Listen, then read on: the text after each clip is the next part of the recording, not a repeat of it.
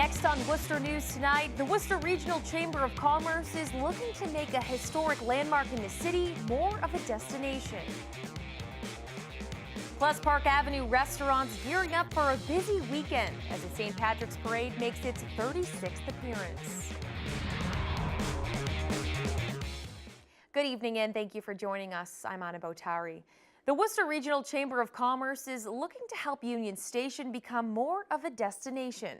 The organization says the historic landmark is underutilized and adding more amenities could benefit the station as well as the city. Our Cam Jandro now joins us live with the details. Cam? Yeah, Anna, the Chamber crafted a 23-page report on how Union Station can be improved, and the hope is it too becomes part of Worcester's downtown revitalization. Walking through Union Station, you may notice a lot of empty or unutilized space. It's something the Worcester Regional Chamber of Commerce is looking to fix with their report, Union Station 2.0.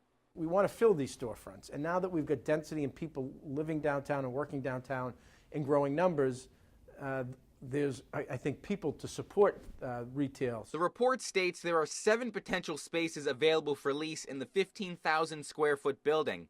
Chamber President and CEO Tim Murray says with more than 600,000 travelers annually, it should be more than just a transportation hub. Those people are going to want a market. They're going to want restaurants. They're going to want a coffee shop, a bookstore, a nail salon, a dry cleaner. So the space in Union Station, we think, serves many of those things well. If leased to capacity, the report claims Worcester could expect an additional $40,000 in tax revenue. Ideas include a small grocery store, health food shop, and independent coffee shop. Some who frequent the station say they would support more business inside. And sometimes people don't know Worcester, especially if they're coming from Worcester, tourists and stuff like that. So to get things from train station, they don't have to leave the train station to go outside Worcester. That'd be great, you know. Murray hopes the station can be another example of the city's economic growth. And let's try to find a way to attract investment and job creation in the station to complement what's taking place in and around it. Now, Murray says the goal of the paper is to get on the same page as the City Council so they can start filling the empty spaces as soon as possible. Anna? Thanks, Cam.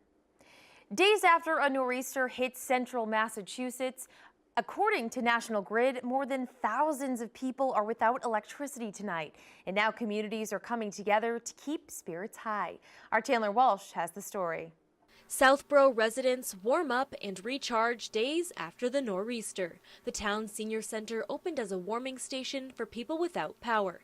Many say the lack of heat is worse than the lack of electricity. Very, very cold. I have to get dressed to go to bed at night.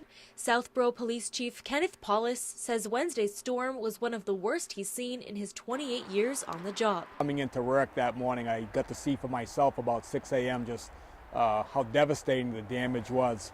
By mid-afternoon Friday, about half the town was without power, with downed power lines and multiple roads closed. Carol Yozo says she's had to think of creative ways to get by. I gathered up some snow to wash my hair, heated up some water on the stove, using my back porch as a refrigerator.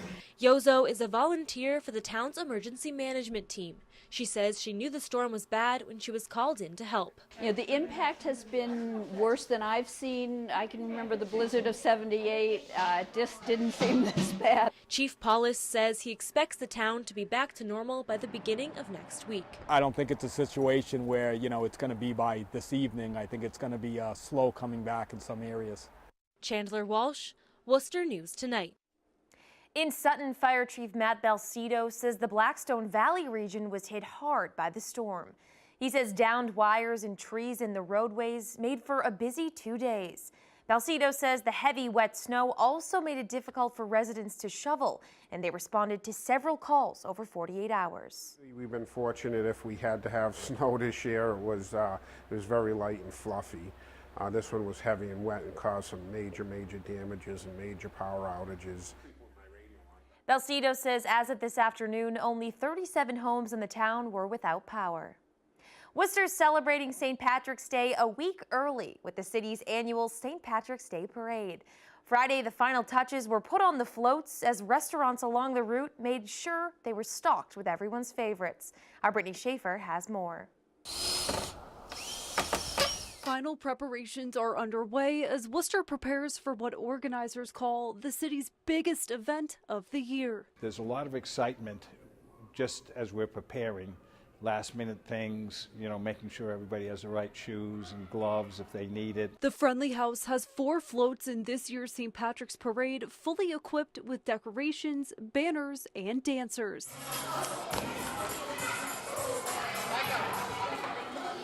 All in all, I think we'll probably have somewhere between 70 to 100 people involved in just our contingency. You can feel the excitement. And on the 2-mile parade route, restaurants are preparing with extra staff ready to handle big crowds. Obviously a couple of extra people. With the windows being where they are and having a front row seat, I think, to the parade, we expect to be busy. We've been ordering beer, and I have to have all the help, and I have to have it organized, tables, electricity, and cash registers and everything. It's just beyond. There's so much that goes into a big day like Sunday. Owners of restaurants on Park Ave say they are even specializing the menu to celebrate Irish heritage. We typically have a Guinness Black and Tans, Black and Blues, a Guinness mixed with other beers. And everybody's, who works here is asked to dress up green and just be, really festive. So we're going to have corned beef hash, some green Bloody Marys, and colorful stuff that will reflect the holiday.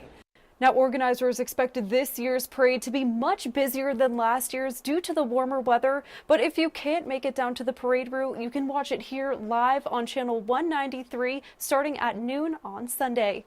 Brittany Schaefer, Worcester News Tonight. The Worcester Fire Department identifies Lieutenants Timothy Riddick and Christopher Kelly as the 2 off-duty firefighters who made rescues in the past few weeks. Fire Chief Michael Lavoie says both Kelly and Riddick's actions were heroic. He says it's their dedication to the job the department hopes inspires their new recruit class and future recruits.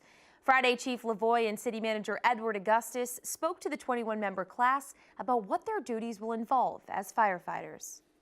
This job is open to everyone. All you have to do is pass the test, be physically fit to pass the physical abilities test, and you too can be on this job. City Manager Edward Augustus told the recruits their future work in the city will make a positive impact. A Parkland, Florida student who survived a mass shooting at his high school has committed to a Central Massachusetts college. The football quarterback will attend Nicholls College next year and says he made the decision just a few days after the shooting. Our Rosalind Flaherty spoke with the student today and has more. Tyler Goodman remembers the horrific scene when a gunman opened fire inside his high school. The fire alarm went off, and we kind of all paused, and I was like, we had a fire drill earlier today. I wonder why the fire alarm's going off. And then we heard over the PA system code red. Goodman, the quarterback on the Marjorie Stoneman Douglas High School's football team, was in a meeting with other students and 2 recruiters from Nicholls College when the shooting started. Nichols' assistant dean of enrollment, Paul Brower, was with Goodman while the school was in lockdown. After they knew they were safe, Brower and the other recruiter, Coach Ryan, tried taking the students' minds off of what was going on around them. We talked about everything from football to the college to just what their goals were and everything in between. Goodman says the conversation made him want to commit to Nicholls College. In times of need, they really stepped up and made the call, acting kind of as father figures for us. It was eye-opening for me, I was like, maybe I want to spend the next 4 years with these guys because I know they won't do me wrong. The 18-year-old was close with a number of the victims. He visited the college a week after the shooting and missed some of the funerals, but knew they were watching over him. Seeing their funerals, that's where they want me, They'd want me to worry about my future and not worry about them so much. Rosalind Flaherty, Worcester News Tonight. Congressman Jim McGovern visiting Clark University Friday in an effort to help raise awareness on issues like poverty. McGovern spoke at the Summit on Poverty about programs like WIC, Early Education Services, and others helping local families. He says he believes there needs to be more federally funding to help provide meals for every student, especially those who are at social and economic risk. I believe in universal, breakfasts for everybody in all our school systems, because that breakfast, that nutrition in the morning is every bit as important to that child's ability to learn as a textbook. And so, you know, those are the things we need to champion. McGovern says he hopes teachers, faculty, and staff will use their voices to be heard in Washington.